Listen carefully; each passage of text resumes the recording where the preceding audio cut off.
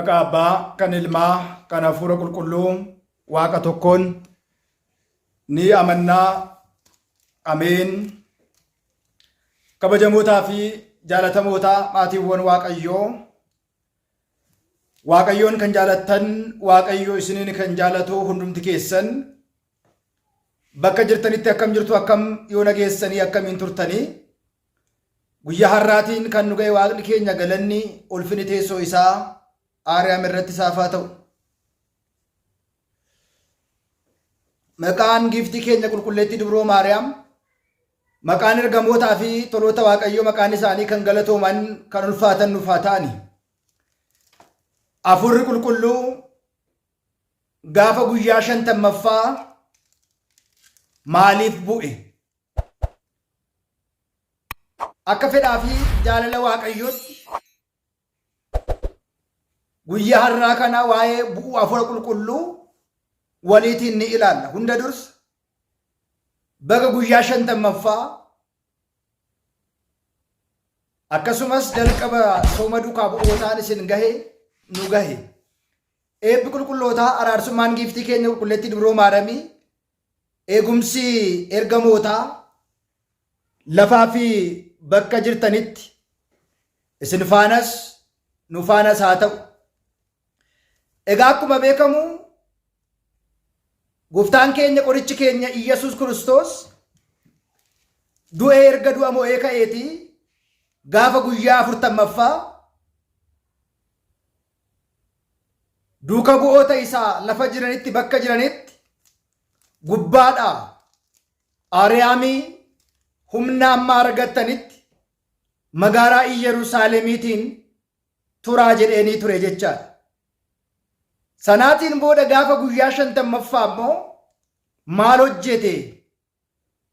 Yerusaalem erga turaniin booda guyyaa 10 booda immoo maal argatanii kan jedhu dubbii sagalee Waaqayyoo waliitiin ni barannaa.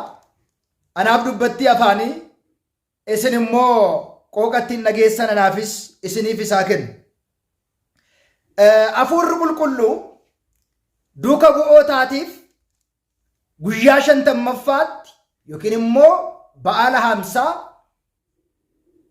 guyyaa Phaaraaqliixoos kan inni bu'eef maaliidhaaf jennee gaafa ilaallu Yerusaalemiin turaa jedhee wangeela Luqaas boqonnaa 24 lakkoofsa 43 kaasnee, hojii ergamootaa boqonnaa 1 lakkoofsa 8 kaasnee bal'inaatiin katabamee barraa'ee jira jechaadha. Inni jalqabaa, inni tokkoffaa hafuurri qulqulluu kan bu'e humna kennuudhaafi jedha. Tokkoffaa irratti humna kennuudhaaf gaafa jedhamu maal jechuudha? Mee waliitiin haa ilaallu. Humnaan warra dadhaban ijoollee Addaam addunyaa kana wangeelaan jijjiiruudhaaf, Aariyaam irraa humna waan isaan barbaachisuudhaaf yookiin immoo Aariyaam irraa humna isaan cimsu waan isaan barbaachiseef humna isaan uffisuudhaaf Aariyaam irraati humna jabina irree isaan uffisuudhaafi jedha. Waaqayyoon yookiin immoo hafuurri qulqulluu kan bu'e. Kunoo abbaan koo kan kenne, kan naa kennen isinii abdiin abbaan koo naa kennen isiniif kenna. Isin immoo gubbaa irraa amma humna argattanitti Yerusaalem magaalaa ishii turaa. Akkuma jedhe Gooftaan keenya qorichi keenya Iyyasuus Kiristoos Luqaas 24:49 gubbaa irratti dabalata hojii ergamootaa boqonnaa 1:8 irratti yoo ilaalle inni jalqabaa humna, cimina, jabina kan isaanii ta'u isaanii kennuudhaaf hafuurri qulqulluu guyyaa 50ffaa kanatti ni bu'ee jedha. Inni lammaffaan addunyaa sobaatiin, addunyaa rakkoo gidiraatiin guutamte kana komachuudhaafi jedha. Guyyaa 50ffaatti hafuurri qulqulluu maaliif bu'e jennee gaafa gaafatamnu inni jalqabaa humna, jabina, cimina kennuudhaaf, inni lammataa immoo addunyaa sobduu taate kana komachuudhaafi jedha. Maal jechuudha addunyaa komachuu jechuun? Innis dhufee waa'ee badii, waa'ee qajeelummaa, waa'ee murtoo addunyaa kana komachuu ni komata. Cubbuudhaafis anaatiin kan amanan, anaatiin kan hin amanne waa'ee fayyinaa gara abbaa kootti waan deemuuf kanaatiin booda waan nan argineefi waa'ee murtoodhaafis hoogganaa biyya lafaa kanaa waan itti murteeffameefi Yohaannis boqonnaa 16:8 irratti jedhamee akkuma barreeffame eeyyeen dhuguma gooftaan keenya amanuu dhabuudhaan mo'ichaan isa ka'e diinni kufee otoo hin beekin maqaa Yesus Kiristoosiitiin kan kufe daabiloos cubbuudhaan immoo kufee kan jiru ilma namaa immoo daabiloosin barbadeesse ilma namaa isa kufe kaasuudhaaf mo'ichaa itti kennuudhaaf ifa kan ta'e kana taasisee addunyaa kana komachuudhaaf.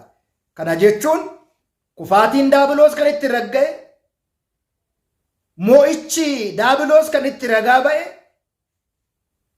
ka'uun ilmaan namootaa kan itti ragga'e, warra badiin deeman, warra yakka raawwatan komachuudhaaf, warra qajeelummaa hojjetan immoo jireenya bara bara akka itti argataniidhaaf hafuurri qulqulluu guyyaa 50ffaa bu'ee jedha. Itti aanee gara dhugumaatti namoota qaqqabsiisuudhaaf yookiin immoo gaggeessuudhaaf, gara dhugaatti namoota qaqqabsiisuu yookiin immoo gaggeessuudhaaf afaan Amaariffaatiin ወደ እውነት ሰዎችን ለማድረስ ወይ ደግሞ ለመምራት namoota gara dhugaatti gara qajeelummaatti qaqqabsiisuudhaaf agarsiisuudhaaf hoogganuudhaaf hafuurri qulqulluu bu'e jecha. Garuu hafuurri dhugaa yeroo dhufe gara dhugaatti hunduma keessan isin gaggeessa. Kan dhaga'u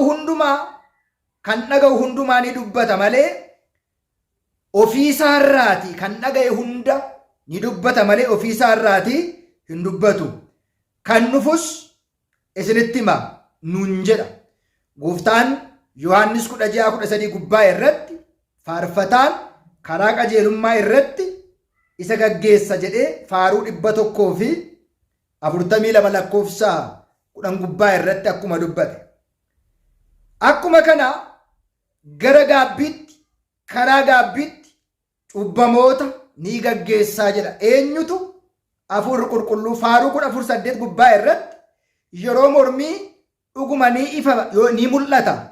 Maatiyos 10:20-23tti hafuurri qulqulluu mana kiristaanaa hoogganee kan irra bulu dhugaa Iyyasuus Kiristoosidha jedha. Hafuurri qulqulluu mana kiristaanaa hoogganee kan irra bulu hojii isaa kan hojjetu inni dhugaa hafuura qulqulluu Iyyasuus Kiristoos jechuudhaan Yohaannis 14:6 fi 1 Qorontos 12:23 irratti hafuurri qulqulluu ga'ee ammamii akka inni qabas irratti ilaaluun ni danda'ama. Inni itti aanu hafuurri qulqulluu jajjabeessuudhaaf lamaasnaanaat warrade hafuurri qulqulluu jajjabeessuudhaaf bu'ee jedha. Kana gaafa jennu eenyuun jajjabeessa garamitti jajjabeessa jennee gaafa ilaallu immoo dadhabanii rommanii mogoleen isaanii laafee warra jiru kana jajjabeessuudhaaf warra gaddanii jiran jajjabeessuudhaaf hafuurri qulqulluu bu'ee jedha. Addunyaan gaddi kan itti guutame ishee keessatti kan guutame jajjabeessuuf duuka bu'oota Iyyasuus Kiristoos irraa adda ba'anii jiraachuu waan hin dandeenyeef waa'ee wangeela isaa rakkoo isaan quunname qorumsa garaagaraa hedduun waan jiruuf isaaniin jajjabeessuudhaaf dhufee jedha. Yohaannis boqonnaa 14:16 irratti, Yohaannis 15:26 fi Yohaannis 16:5-16 irratti addunyaa boo'ichi gaddi keessatti mul'atu kana jajjabeessuudhaaf dhufe Waaqayyootiif hafuura qulqulluutiif kabajni ulfinni haa ta'u jechuudhaan asirrattis ni dubbata. Warreen ilaalaa jirru kun hundumtuu ga'ee hafuura qulqulluu sababa inni hafuura qulqulluu guyyaa 50ffaatti bu'eef kana ilaalaa jiru jecha. Inni itti aanu waa'ee ilmaa ragaa ba'uudhaaf hafuurri qulqulluu bu'ee jedha. Waa'ee ilmaa gaafa jennu immoo maal jechuudha kan jedhu immoo ilaaluu ni danda'ama.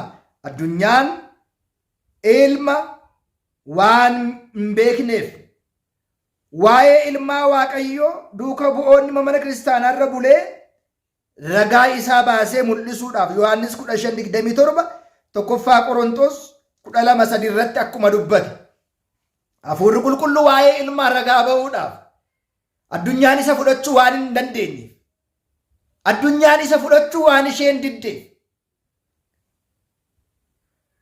waa'ee ilmaa kana ragaa ba'uudhaaf hafuurri qulqulluu gara dachee kanaa gara biyya lafaa kanaatti dhufee jira. Wantoonni amma ilaalaa jirru kun ga'ee hafuura qulqulluu ilma namaa irratti qabu. Ga'ee hafuurri qulqulluu mana kiristaanaa irratti qabu. Hafuurri qulqulluu maal akka ta'e keessumaa bara kana keessa hafuura qulqulluutu nutti bu'e, hafuura qulqulluutu nutti dubbate jechuudhaan namoonni tokko tokko hafuurri qulqulluu hojii inni hojjechiisne amala hafuura qulqulluu hojii hin taane namoonni baay'ee yeroo dubbatan yeroo haasa'an ni agarra jechaadha. Kanaaf hafuurri qulqulluu maalidha? Hojiin isaa maalidha? Maaliif immoo guyyaa 50ffaatti hafuurri qulqulluu bu'e jennee gaafa ilaallu bal'inaatiin gadi fageenyaatiin asirraati hubannoo guddaa arganna jechaadha. Waa'ee hafuura qulqulluu dubbachuun dura, lallabuun dura, haasa'uutiin dura hafuura qulqulluu beekuun hubachuun barbaachisaadha. Otoo hafuura qulqulluu hin beekne, osoo amala hafuura qulqulluu hin hubanne waa'ee hafuura qulqulluu manni kiristaanaa keenya hin haasoftu. Maarree hafuurri qulqulluu inni dhugaan isa kamidha? Hafuurri seexanaa inni xuraa'aan immoo hojiin isaa maali kan jedhu waliitiin ilaalaa jirra jechaadha.